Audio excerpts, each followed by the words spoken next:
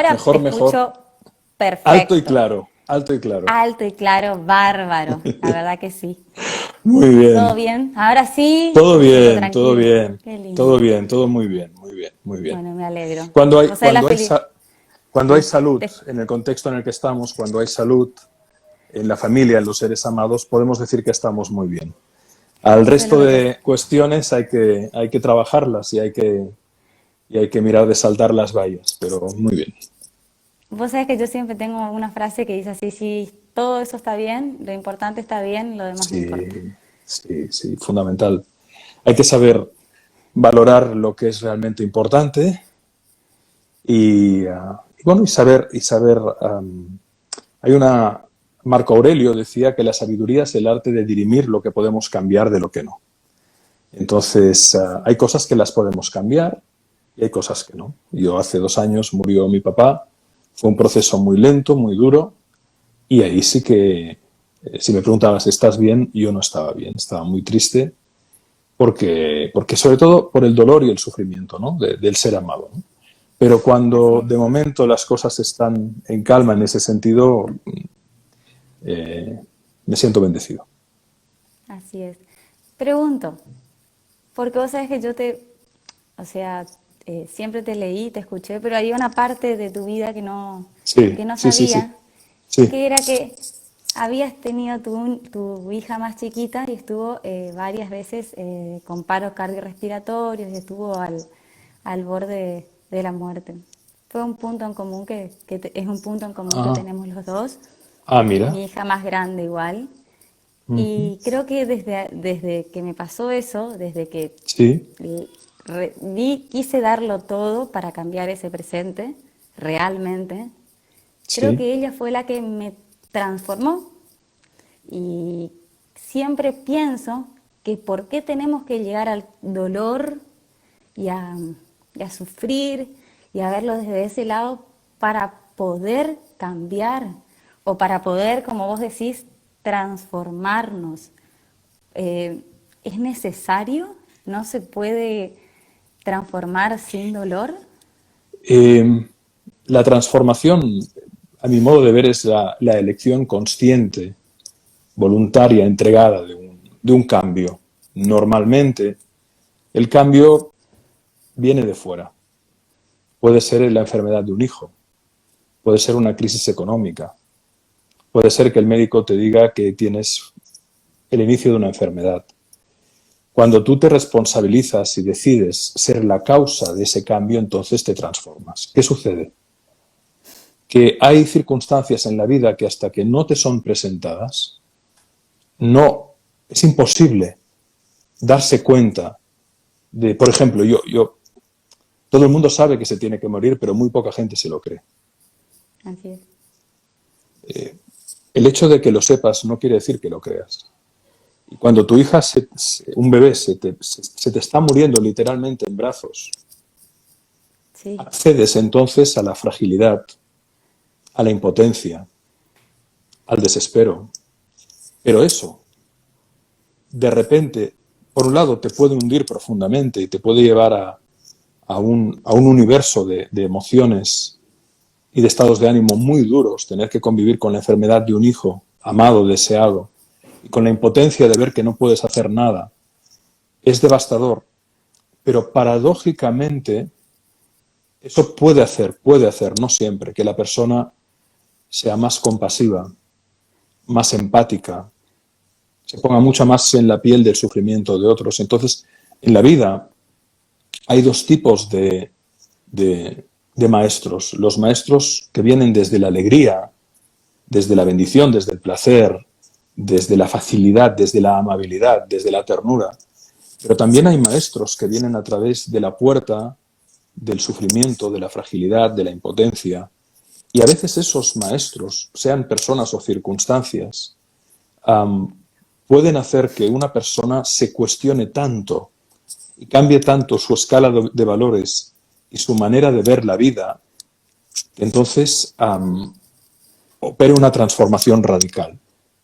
En el algo caso yo tengo, así. claro, yo tengo 3 hijos, mi hija mayor tiene ya 23 años, yo tengo 51 años, mi hija Sí, mayor tiene 23 Mi segundo hijo tiene 21, tengo una chica, un chico y la pequeña. Y la pequeña tiene 15 y ahora está bien de salud. Es una niña, la verdad, una niña maravillosa. He tenido mucha suerte con mis hijos. Los tres son bellas Yo personas, ¿no? también. Vos sabés que yo Sí, creo que también he tenido mucha suerte. Como vos decís, la primera me transformó. Y claro, como vos decís, sí, realmente me hizo ser mejor persona. Quise ser mejor persona. Y la segunda me hizo, es como que la primera siempre digo que me allanó el camino. Me hizo claro. las cosas difíciles, valoré la vida como nunca antes la había valorado. Me uní a mi familia como nunca antes lo había hecho, como con mi marido. Y mi hija más pequeña llegó para que me ponga zapatos distintos. Siempre digo la misma frase. Yo a partir de ella empatizo mucho. Eh, Intento constantemente ponerme en el lugar del otro. Eh, Nunca creí, honestamente, cuando me enteré de su condición, ¿qué te voy a decir? O sea, ella es acondroplásica, no entendíamos qué era, fue algo rarísimo. Y a partir de eso, siempre digo, cuando no te toca de cerca, no sabes que existe. Y Claro. me hizo entender la empatía. Y a partir de ahí, es como que quise ser mejor. Y trato siempre de ayudar desde ese lado. Porque intento ponerme en el lugar del otro muchas veces. Porque digo, ¿quién se pone en el lugar de mi hija? O sea, es como que intento constantemente transmitir eso para que la gente no juzgue, no hable, sea cuidadoso con sus palabras. Hay una frase que me encanta de la película Wonder que dice, entre tener la razón y ser amable, elige ser amable. Y digo, eh, hay veces que es mejor una caricia en ese sentido a tantas preguntas. Es como que en ese sentido me ayudó un montón ella. Y yo digo que ellas llegaron para transformarme. Y estoy Sí. agradecida. Yo soy una bendecida. Y ellas me hicieron conocer la felicidad, honestamente. Y, y hablar con vos, que sé que también que sos una persona que transforma todo. Cuando decís, sobre todo, te voy a decir algo, sobre todo en tu discurso que vos tenés sobre la mirada apreciativa que me parece, no sé si la habré escuchado 100 veces, 100. Podrías contárselo a la gente porque es algo, es increíble, o sea, esa frase que tenés, es todo lindo, a mí me encantaría que la gente eh, conozca esa parte. Quizás hay seguidoras mías que no saben Ujú. eh, y que te van a conocer a través de eso y de otras, como la crítica al otro habla de uno mismo. O Sí, sea, quien critica se confiesa. sobre todo en las redes sociales, que hoy es como algo que viste Sí, que... sí, Entonces, sí. Por eso no, por eso en realidad no hay que no hay que tomarse nada personalmente. El otro, cuando habla, está fundamentalmente hablando de sí mismo o de sí misma. Hay personas que se pasan la vida hablando de sí mismas, criticando a los demás. Pero en apariencia están hablando de... En realidad no nos damos cuenta que somos espejos frente a espejos. Es decir, am, quien expresa su envidia con rabia está hablando de su propia frustración con rabia.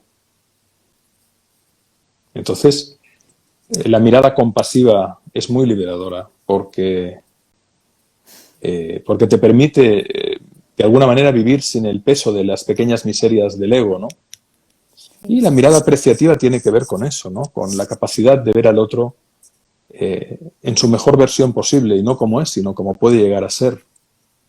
Eh, y, si ese y al generarse ese ejercicio, se produce un cambio en la relación y en la dialéctica, porque, porque de alguna manera el otro percibe claramente que en el encuentro que se produce entre tú y él o ella, no estás juzgando, estás en un estado de apertura total.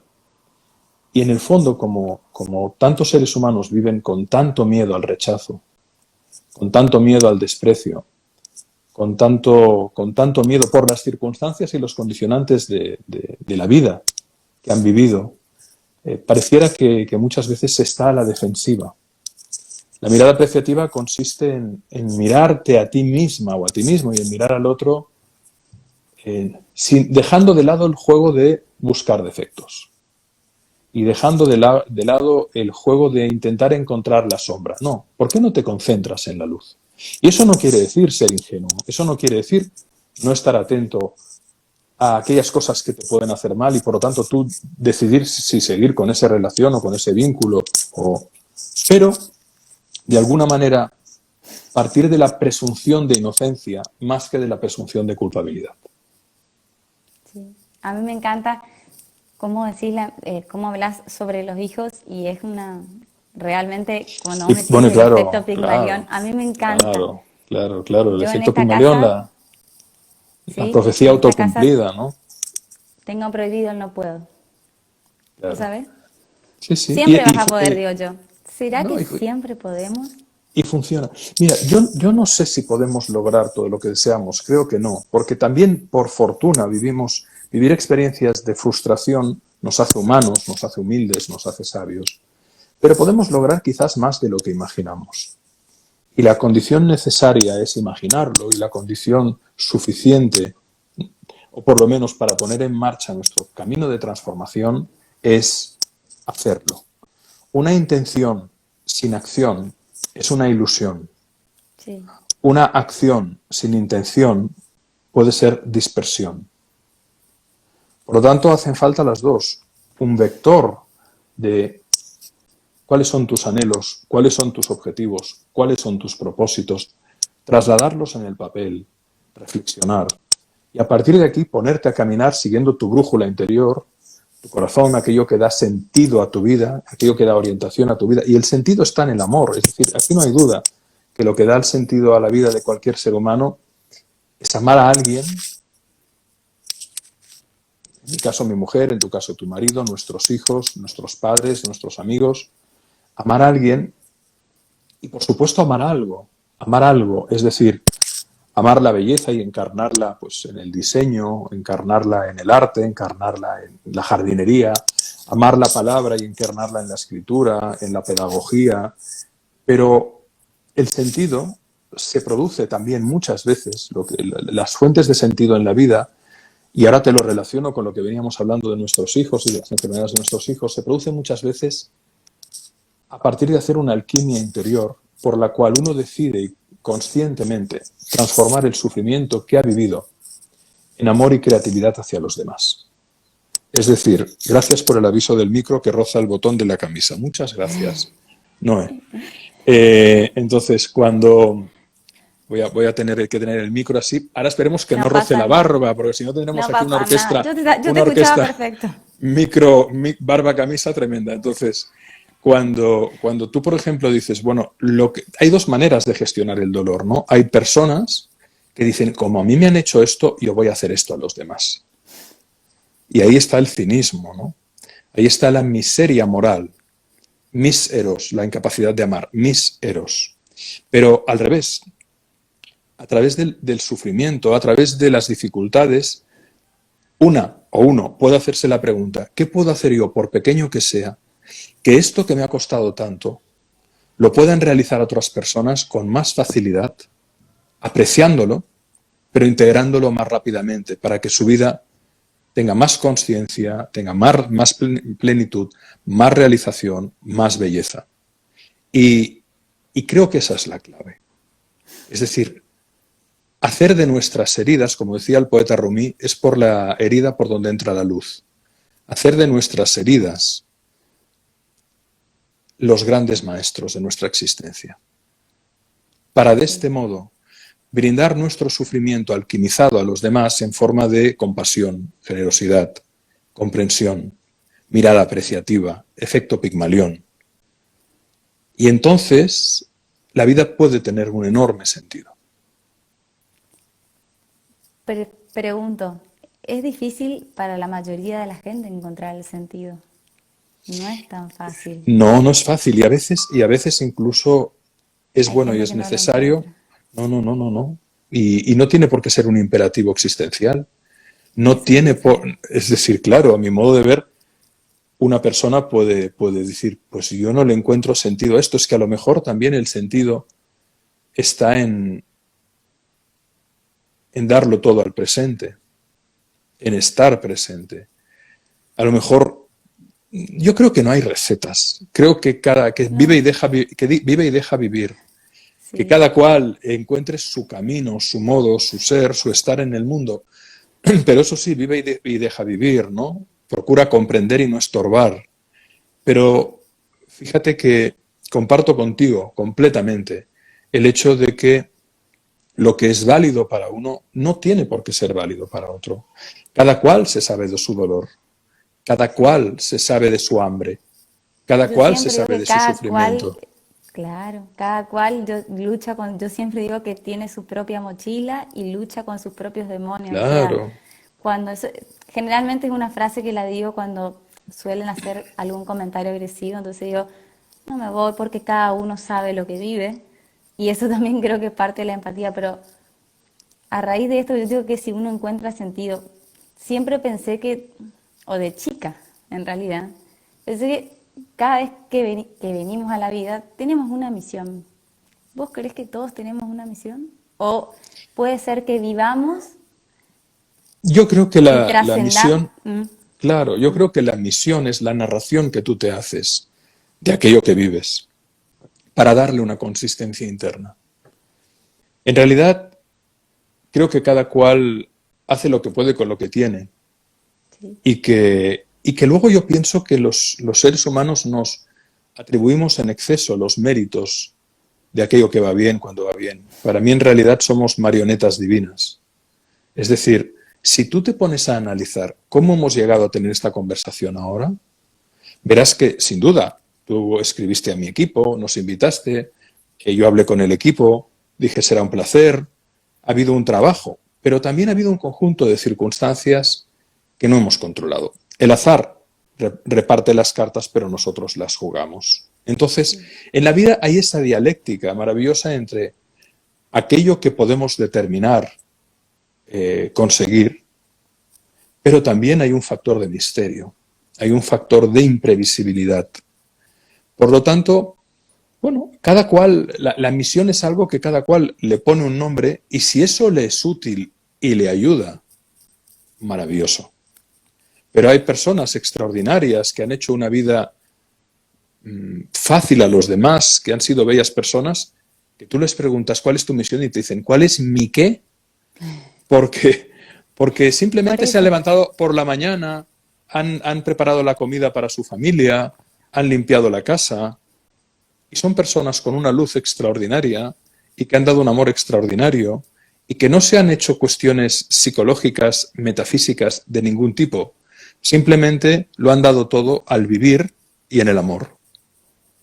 no se cuestiona, no sé, o sea, por eso pregunto, porque siempre es como que digo, ¿a qué vi? Siempre me pregunté, y después la vida me sorprendió y ahora me Claro, encuentro en esto. Si vos me preguntás, hace 15 años atrás nunca me imaginé estar en este lugar hablando con vos y dedicándome hace 3 años a hacer esto. Honestamente, la vida me llevó, todo fluyó y creo en esas cosas. Pero también claro. creo, así como todo fluye, creo que uno forja el destino. O sea, con A mí acciones. me Como vos gusta decís, decir, lo de las sí, cartas, me sí. gusta Y siempre me decir gusta que somos las decir, decisiones que tomamos. O sea, es sí, como, sí, sí, sí, sí, sí. Pero también me gusta decir que el destino es aquello que te pasará si no haces nada para evitarlo. me gusta. Claro, es decir, en realidad yo creo que uno tiene que tener la humildad para tomar conciencia de que no es el sumo hacedor de todo, en absoluto.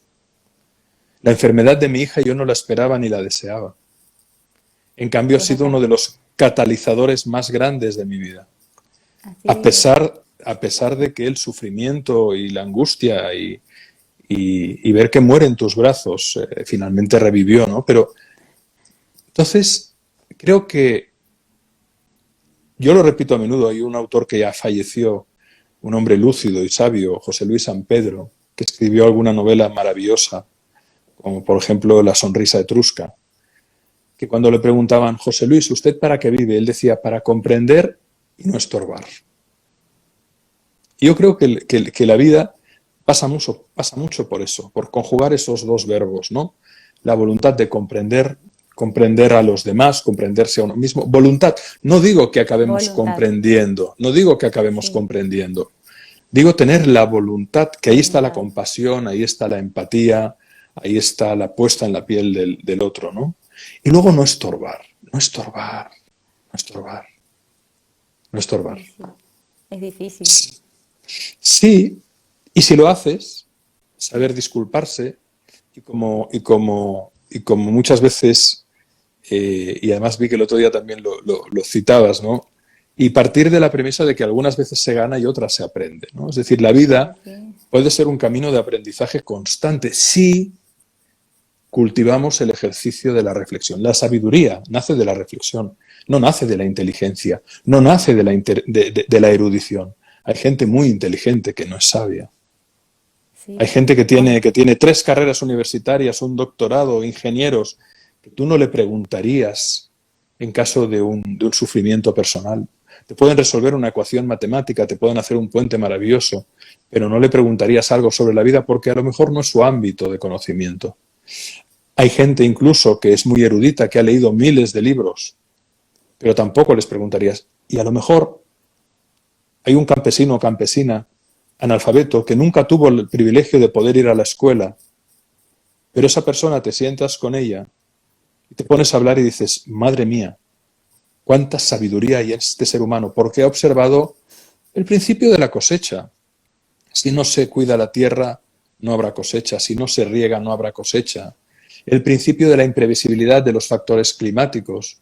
Y esa persona, a partir de esos principios que los tiene mellados, integrados en su corazón y en su piel, es profundamente sabia desde una mirada tremendamente sencilla, a la que no se llega desde los artificios mentales, ni desde grandes lecturas, ni desde la arrogancia del pensamiento que cree que todo lo sabe.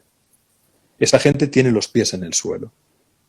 Y ahí está la sabiduría que nace de la observación y de la reflexión, de lo bueno y de lo malo, de lo fácil y de lo difícil, de lo que te bendice y de lo que aparentemente te maldice. sí, yo creo que vos decías recién, y yo creo que hay algo que siempre lo digo y es como que nace de la gratitud. Cuando uno agradece y se da Por cuenta supuesto, por de un supuesto. montón de cosas que las da por hecho. O sea, no sé, hay cosas que uno cree que le pertenecen y que si naces, naces con todo y con un montón de cosas. Y el tiempo, mejor dicho, las situaciones, como vos decís, variables ajenas que no las puedes manejar, te das cuenta que no, que en ese sentido sos como un privilegiado y aprendes a decir gracias por estas piernas, por estas manos, por poder escuchar, por poder ver, por tener un techo, por poder o sea, y a partir de ahí te vas elevando en la gratitud y lo ves todo con otros ojos. Yo siempre digo eso, o sea, por eso soy una gran celebradora de cumpleaños.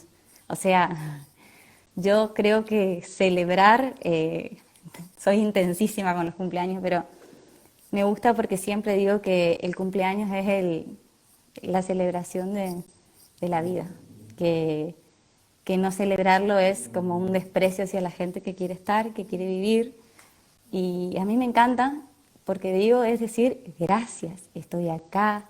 Y donde hay vida, siempre, me lo dijo es más mi pediatra, donde hay vida hay amor. Y es así. O sea que, no sé, creo que la gratitud me parece algo maravilloso que lo aprendí ahora. Y la Quizás no era gratitud, tan agradecida antes. claro, pero es que la gratitud tiene algo maravilloso y es que te hace consciente. Es decir, y lo relacionamos, vamos a ir relacionando conceptos, ¿no? Para que todas las personas que tan amablemente están invirtiendo su tiempo y atención aquí puedan sacar alguna idea útil eventualmente, ¿no? Me encanta. Cuando tú sufres, cuando la vida te zarandea, cuando pasas por una crisis, tienes dos opciones: cerrarte a ella y negarla, es decir, negar el duelo, porque toda crisis es una crisálida en potencia. un crisol en potencia, una alquimia, un renacimiento. Pero si tú de entrada niegas lo que es la realidad, entonces fíjate que las personas que no pueden culminar un duelo es porque de entrada niegan lo que está pasando. La pérdida de ese amor, la muerte inesperada del amigo, el golpe de repente que provoca una ruina. Mientras hay una negación, no puede haber un contacto con la emoción. Pero cuando hay un contacto con la emoción, entonces normalmente tenemos que hacer frente a las emociones del dolor, la rabia, la tristeza. Pero en la medida en que la persona se abre a esa emoción, se abre completamente, pasa de la negación a la rabia, luego a la tristeza, luego a la aceptación y finalmente puede llegar a la revelación de la mano de la gratitud. Es decir, esa persona amada ya no está conmigo, pero benditos todos los instantes que disfruté de su presencia. Porque aunque ya no está conmigo, porque ha muerto, pervive en mí, en mi corazón. Y doy gracias por los dones de su presencia, de su amor, de su diálogo. Y entonces esa gratitud provoca la incorporación del don y la expansión de la conciencia. Porque no puede haber gratitud sin amor. No. Y la elevación de la conciencia necesariamente implica acercarse cada vez más a esa capacidad de amar, que se conjuga en tres grandes fuerzas. Amar es la voluntad de comprender al otro, cuidar e inspirar. Pero uno no puede integrar habilidades que le permitan crecer como ser humano y en su conciencia si no tiene la humildad para reconocer y la gratitud para integrar. Dos palabras Y, difíciles, humildad y gratitud. O sea, eh, es difícil. Yo te y a la soy vez, honestamente. y a la vez, Gina, es muy fácil. Pero Sí, ¿qué lo hace difícil? La mente y la arrogancia. A la vida no hay que darle tantas vueltas, hay que vivirla. yo siempre digo eso, la vida nosotros nos las complicamos, para mí es más simple de lo que creemos. Eh, y, y el hoy, por ejemplo, para mí, el paso a paso, el disfrutar de las pequeñas cosas, me parece, y eso, esa frase tuya, por ejemplo, me encanta, que la felicidad es un muro de ladrillos de alegría. ¿No es? Me encanta, me parece genial, porque así como uno tiene momentos tristes, si uno va coleccionando los alegres, los tristes, se va haciendo, pero creo que eso es la felicidad. Y Aparte, creo, y, y creo, querida Gina, que el gran problema es que a veces vivimos siempre en la expectativa del placer, como niños. Queremos, queremos que todo vaya bien, que todo sea fácil. Es lógico, no lo juzgo. Ojalá fuera así, ojalá fuera así. Ojalá llegue un día en que la humanidad sea capaz de vivir en armonía, en generosidad, en consciencia, en rigor, en entrega, pero de momento no. Entonces, cuando las cosas se tuercen, cuando son difíciles, cuando hay sufrimiento, esto es malo. Cuando todo es fácil, esto es bueno, no. Buena suerte, mala suerte, quién sabe. No sabemos, que no no. sabemos. Entonces, esa apertura, esa humildad que, bueno, ahora la vida me ha encajado un golpe tremendo, ¿no? ¡Bum! Me ha golpeado, Yo ¡qué aprendí a las daño! cachetadas, me ¡Qué reconozco. daño! ¡Qué daño! Esto es malo. No, no sabes, no sabes. Duele. Pero una cosa es el dolor y otra el sufrimiento. El Duele, sufrimiento es la pero no se recreación sufre. constante del dolor. Sí. Si te quedas con el dolor y lo aceptas, yo he practicado muchos años artes marciales y cuando me encajaban un golpe o mi oponente me entraba, cuando aceptas el dolor rápidamente dejas de sentir el dolor. Sí, yo siempre creo que todo está en aceptar, en todo, al otro, como es, lo que dice, las situaciones de la vida. Creo que esa frase que dice, a lo que te resistes persiste, creo que más daño nos hace. Rebelarse ante situaciones que por ahí uno no las puede cambiar porque no está en nuestras manos, pero sí está, como digo yo siempre, en la decisión de vivir todos los días bien con algo. O sea, siempre me levanto y hay veces que me quejo, no te voy a mentir. Y tengo gente, una familia que admiro mucho, una familia amiga, que yo digo, yo no me puedo quejar. Si miro la foto de ellos y ellos se ríen, yo no tengo derecho. Así como no tengo derecho si cuando escucho el caso que contaste del chico de Dix Roy, algo así era, Dick no Hoyt, sí. puedo, o sea, no puedo.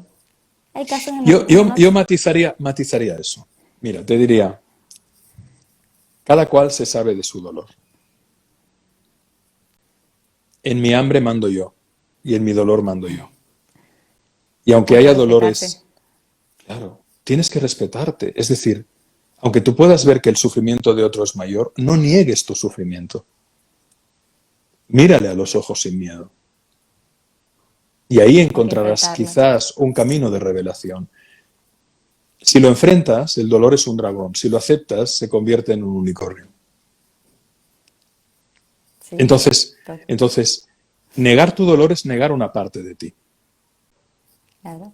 Otra cosa es que la persona se recree constantemente en ese dolor y acabe generando una posición de victimización constante para tener el consuelo constante de los demás, que puede acabar agotándoles porque esa persona está todo el día en la queja, todo el día en la victimización.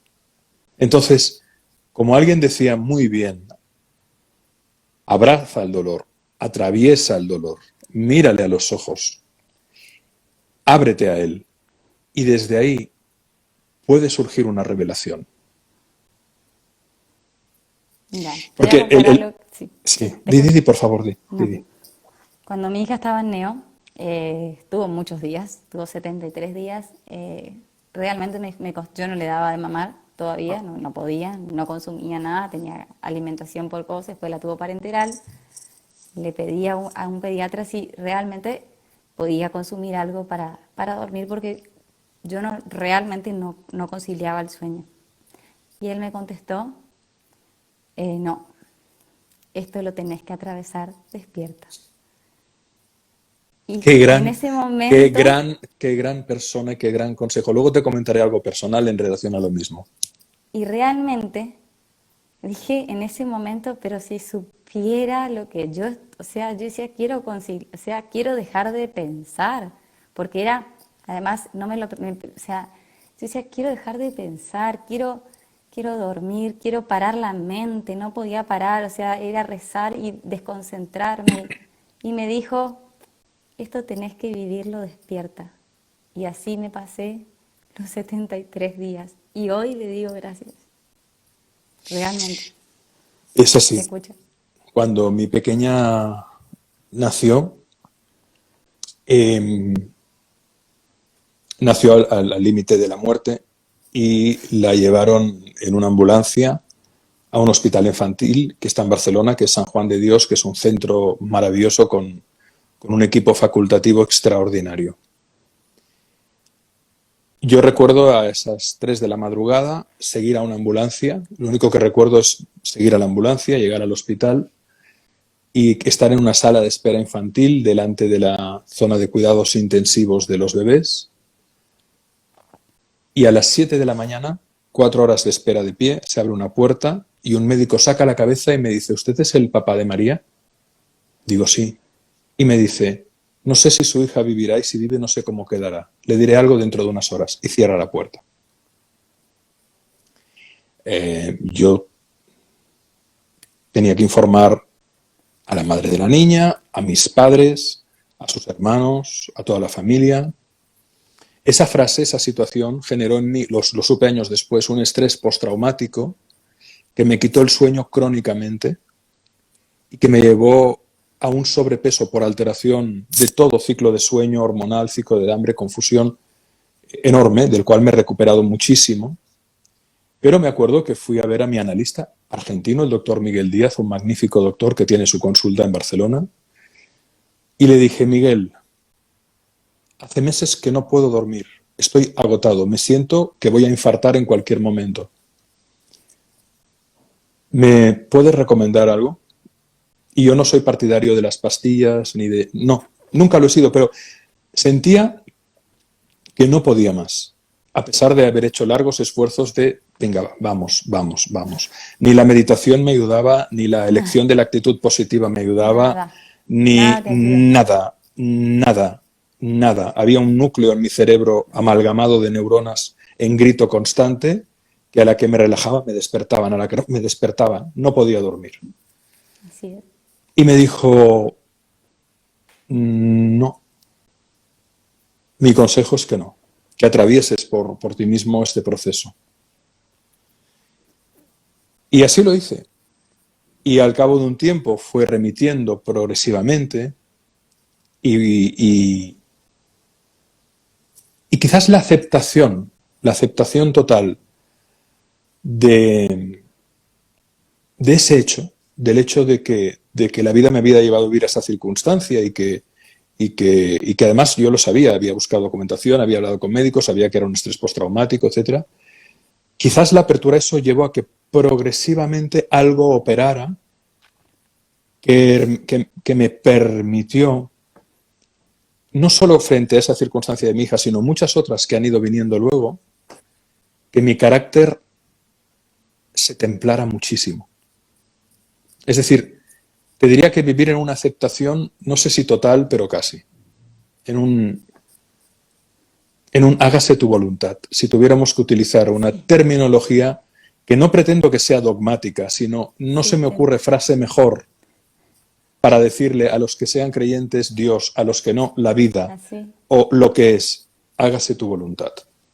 así es. Y en esa apertura radical, la lectura que haces de lo que sucede deja de estar teñida por una posición de combate, de beligerancia, de litigio, de yo contra el otro, yo contra la vida me ataca, el otro es malo, tal. No, Es lo que me abro y ahí se revela que en realidad el enemigo es siempre interior. sí, es así. Quizás en otras palabras, a mí cuando me pasó, quizás más lo de Maxi, nos miramos con mi marido y dijimos, y bueno, es lo que nos tocó, miramos para adelante, seguimos, ya está. Sí, somos el 1 en 20.000, por algo será. Chau, no importa. Y hoy te puedo decir que es el sol, como mi otra hija de la familia, es como a nosotros nos hizo ver las cosas de otra forma y dijimos, vamos para adelante, como siempre, aceptando y como vos decís, es la voluntad de Dios. Así fue. Y fue, no sé si fue automático, pero fue rápido. Y entonces dijimos, y por ahí hay gente que, te lo juro, es como que, digo yo, es como que tiene pena. Y yo digo, si supieran la felicidad que nos reporta a nosotros y no, porque vos no tenemos una vida difícil, gracias a Dios. Me parece que las cosas difíciles pasan por otro lado, que estar unidos y querernos como familia es un montón. Y que ella esté segura, como digo yo, de alimentarle todos los días, que siempre puede, que cuenta con padres, que tiene una hermana, un montón de cosas, es como que te hace aceptar no solo la situación, sino un montón de situaciones que te van pasando alrededor y las comprendes con más facilidad. Y esto, obvio, no quiero hablarte, tipo, no es ego ni nada, sino es la otra, tipo, como otro golpe de la vida que te termina como de acomodar y vos decís, y bueno, se sigue. Y seguimos, elegimos seguir siempre. Al límite, Gina, yo creo que ahora con mi escuela digital yo hago cada 2 semanas encuentros con todos los alumnos en abierto y se congregan a veces cientos largos, miles de personas. Y me trasladan preguntas que previamente seleccionamos y respondo. Y hay un patrón común. El patrón común ante cualquier proceso de sufrimiento, uno se da cuenta que hay una pregunta, la pregunta. No, para mí no hay otra pregunta. y que además tiene mucho que ver con lo que están diciendo incluso ahora. Por lo tanto, esta sincronicidad que se está produciendo no es gratuita. ¿Qué es lo que tienes que aceptar? Sí, la ¿Qué primera me es encanta. lo que Sí. tienes que aceptar? No hay nada más. El otro día me venía una persona hablando de su hijo, que si la ha traicionado, que está tal, que cual. Y yo le decía, pero bueno, eso ha sido toda la vida, ¿no? Que tú te has sentido que tu hijo no ha respondido a tu expectativa y que además ahora con la herencia se ha portado muy mal y tal. Y esta mujer lloraba y lloraba y lloraba, porque claro, ella ama profundamente a su hijo, pero su hijo no es como ella quiere que sea. No tiene el carácter ni la nobleza quizás, ni los valores que tenía su marido, ha salido de otra manera. Y fue curioso porque le digo, ¿qué es lo que tienes que aceptar? Y me dice, no sé, digo, sí que sabes, todos lo sabemos, siempre. Y me dice, que mi hijo es así. Digo, bien, si lo aceptas radicalmente, radicalmente, hasta se puede operar el milagro de que tu hijo haga algo que te sorprenda y que cambie. Pero en la medida que tú lo niegas, no solo te niegas a ti, estás negándolo a él. Y la última pregunta que tenemos que hacernos es, ¿qué es lo que tenemos que aceptar? Porque si no aceptamos la realidad y queremos que nuestro deseo o fantasía sea la realidad, estamos fuera de la realidad. Operamos dentro de la mente de una niña o de un niño que quiere que papá Dios o mamá vida le complazca. Y esto no funciona así, nos guste o no. Todo se aprende, A todo todo, podemos aprender. yo creo que a todo se puede aprender a amar, se puede aprender a aprender, se puede aprender a desaprender, se puede aprender a pedir perdón, se puede aprender los valores, cuando se convierten en hábitos, se convierten en virtudes. Entonces, al valor de la responsabilidad ejecutado en hábitos te hace responsable y eso es una virtud. Y al final el talento son virtudes en acción. Yo creo que mucho se puede aprender. No sé si todo, pero, pero Pero que mucho. si hay la voluntad de aprender, hay las ganas de aprender, hay el amor por aprender. Decía Paracelso, el sabio alquimista, que cuanto más amas, más quieres conocer y cuanto mayor es el conocimiento, más grande es el amor. Y para mí es evidente, hay una dialéctica enorme entre el conocimiento y el amor. Y al final la conciencia es eso, la dialéctica, el encuentro, el entreveramiento, la lemniscata infinita, el infinito, en un lado está el amor y en otro el conocimiento. Y a eso le podemos llamar Dios. Y cada Poco a cual poco. en su tradición lo nombrará como quiera y tal, pero eh, creo que a mayor conciencia, a mayor capacidad de amar y a mayor capacidad de amar, mayor conciencia y también mayor apertura y también mayor aceptación, porque al límite, te das cuenta de que estamos de paso y de que solo tenemos este instante, este eterno presente que pasa inadvertido y que cuando te entregas a la vida, pierdes el miedo a la muerte, completamente. ¿Crees en las casualidades? Sí, pero vamos a ver, las casualidades se elaboran al nivel mental como casualidades, al nivel espiritual son evidencias porque todo está conectado. Es decir, yo creo que todo es un milagro y todo es una maravillosa casualidad multidimensional, sistémica, constante. Vivimos rodeados de milagros, pero no lo sabemos ver. Cuando atisbamos la posibilidad de un milagro porque nos enamoramos, entonces todos son casualidades. Por ejemplo, te enamoras y, wow, qué casualidad, le gusta lo que me gusta, qué casualidad, todos son casualidades. Pero si vives permanentemente enamorado de la vida, el milagro se desvela constantemente. No hay un átomo que se mueva por azar. Yo creo en eso. Creo que todo es causalidad. O sea, es como, puedo creer, como vos decís, pero en general creo en la causalidad. Vos sabés, soy, Claro. Claro, claro. Hay una relación ya no causa-efecto. Hay No, una relación no lineal. Lo llamaríamos en términos físicos no lineal entre todo eso que llamamos realidad. Porque al límite la gran trampa es creer que tú y yo somos alguien. En realidad aquí no hay nadie. Somos no, marionetas divinas. No hay nadie. El invento que lo fastidia todo es la mente cuando crea la idea del yo. Pero el yo es una idea. Es como si la hojita de un árbol mecida por el viento dijera, ¿habéis visto qué bien me muevo? Soy increíble, ¿cómo me muevo? Hojita, a ti te mueve el viento y formas parte de una rama, que forma parte de otra rama, que va a parar a un tronco, que va a la tierra, y tú eres tierra y minerales, y eres energía, y eres luz, y eres sol, y eres agua.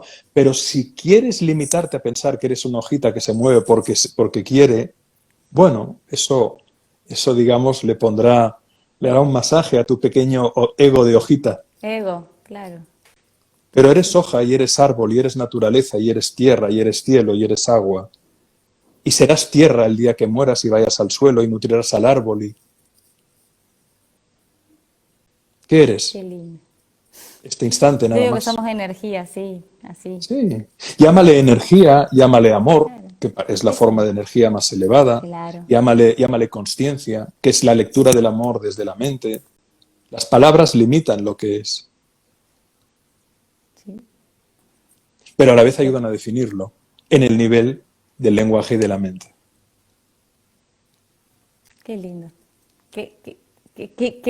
O sea, vos me decís y yo no paro de aumentar todo lo que decís, porque es realmente, me dicen, es como, realmente es admirable escucharte, sinceramente. Te pregunto algo que por ahí es difícil, pero qué sé yo, no sé. No sé si es difícil, hay gente, a mí no me cuesta nada, pero dicen que está mal hecho. ¿Perdonar es olvidar? ¿O uno se tiene que acordar lo que perdona? Son procesos que operan a niveles distintos. El olvido es un mecanismo mental, el perdón es un proceso espiritual. Quien de verdad perdona puede recordar, pero no inviste el recuerdo de una carga emocional vengativa. El Ok, verdadero perdón no implica un olvido. Puede haber una memoria, pero deja de estar cargada como una pistola. te entiendo. El resentimiento se aparta. Sí. Y además el resentimiento, en realidad el perdón no libera al otro, te libera a ti. Eso, siempre digo eso. O sea, yo siempre digo, háganme acordar que estoy enojada. Pues yo me olvido, pero me olvido como vos decís por mí.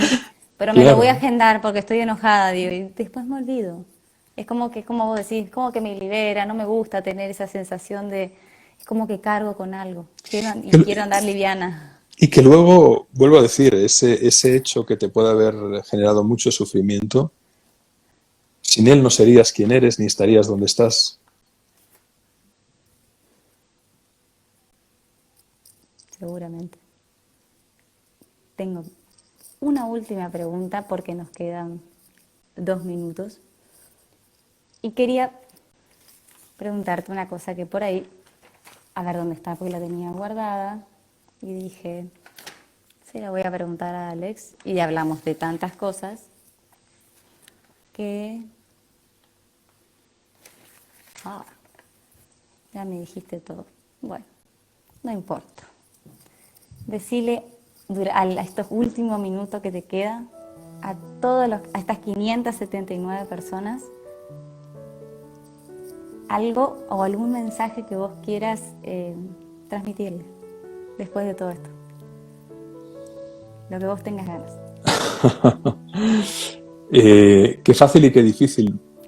Yo me quedaría con la gratitud por el momento vivido, agradeceros vuestra presencia, todas las caricias que nos habéis ido trasladando a Gina y a Servidor mientras íbamos hablando. Y nada más, daros las gracias y quizás invitarnos a todos a vivir en esa gratitud por lo que es amable, es bello, es bonito, nos bendice, pero también por aquello que puede parecer que de entrada es difícil, es hostil, porque quizás ahí, quién sabe, está el mayor regalo que nos puede ofrecer la vida. Y no estoy haciendo apología del masoquismo ni del sufrimiento, sino de la apertura. Gracias. Muchísimas La gracias. pregunta, ¿qué es lo que tenemos que aceptar? Esa es la pregunta.